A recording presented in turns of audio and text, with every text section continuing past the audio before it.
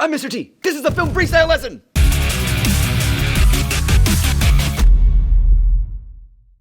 In this lesson, we'll be setting up our preferences in Premiere. There's a few things we need to set up in our preferences before we actually get to doing some video editing. To set up your preferences, go up to Premiere and head down to the box that says Preferences. You'll see there's a whole lot of different preferences. We're going to start with the one that says General. Now, most of these preferences have already been set to defaults, and these defaults are going to be good for most of the work that you're doing. But there are some options for customization and a few things here and there that we do need to change. I'm going to leave the default alone.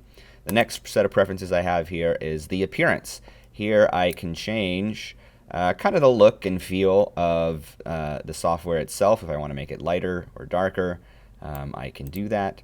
If I want to make the little blue highlights brighter or darker, I can do that as well. This is the audio hardware section. Everything should work fine on the default here at Freestyle. If you're working on a computer at home and you are not hearing your sound, for example, this would be a section to check and make sure that you have the correct sound setting on so that you can hear what's going on as you edit the video. Here is the autosave. Now remember, Adobe Autosave is really auto backup. It's going to save several different versions of your file in a different folder that you can find later if you need it. And we can choose how often we want it to save backups. So here the default is every 15 minutes. That's pretty good. I like that. I'm going to leave that alone. But if you want it to save more or less often, you can change the default from 15 minutes to something else. And here's the maximum number of project versions. Here you can specify how many versions you want Premiere to autosave. If you have 20 versions, what this means is Adobe will autosave or auto backup the 20 most recent versions of your project file. This doesn't mean it's going to stop saving after 20 versions. Once it hits version 20, Adobe's going to cycle back and save over version 1, and then over version 2, and so on and so forth. So if you need to find the most recent backup version of your project file, it's not necessarily going to be version 20. You need to look at the timestamps so that you can figure out if it's version 20 or version 1 or something in between. So 20 versions, that's fine for me. If I have my own personal Adobe Cloud membership, I can save a backup project to the Creative Cloud. That can be handy. All right, I'm going to come down here to labels. Here you can customize a whole bunch of the different colors of the different types of media that you bring into Premiere. It doesn't really matter what colors you choose, but it's an option for you to customize things to your liking. You can choose violet or purple or blue or mango. Go crazy, folks. If you want to customize your interface, customize your colors a little bit, you can do that. All right, here, media. Now, most of the defaults in these preferences are going to be what you want, but there's a few settings here and there that you might want to change. For example, this one here that says frame count might be useful to change if you're an animation student or if you're experimenting with stop motion or time-lapse photography. Do you want your frame count to begin at 0, at 1, or at something else entirely? I'm going to go over here to media cache.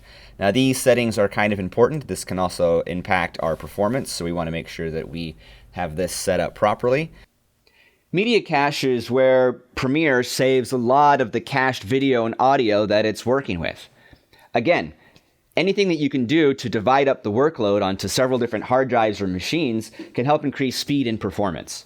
I want to put it onto the hard drive. Again, many hands make light work. So I'm going to go to the hard drive here, and I'm going to choose that temp folder, and I'm going to say yes. So there is my location for my media cache, and I'm going to put my databases there as well. So I'm going to go ahead, and it doesn't really matter. I can say move or delete, doesn't matter. So now I've got my media cache and my media cache databases saved here in this temporary folder, which is where I want them because this stuff is temporary. Here is my memory settings.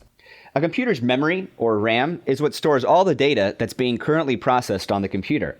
Video editing takes a lot of memory. You need to make sure that you're allocating enough of that RAM to do the tasks that you're working on in your video editor. I can choose how much RAM I want to reserve for Premiere and Adobe, as well as for other applications on my computer. Right now I have 13 gigabytes reserved for Premiere and other Adobe applications, and that's pretty good. If you're editing on your own computer or a computer at home, you need to make sure that that machine has at least 8 gigabytes of memory. But 16 would be better. Here is the timeline settings. Now here there are some default settings for how long things are. Here's another setting that you may or may not want to change. Default still image duration. That means whenever you bring in an image into Premiere, it'll default to that length in your timeline, whether it's 5 seconds, 150 frames, or just one. This could be useful, again, if you're an animation student or if you're experimenting with stop motion or time-lapse photography. These are trim settings, not something that I'm going to worry about. I'm going to leave everything on the default, and I'm going to say OK. And now your preferences are all set up and you're ready to go.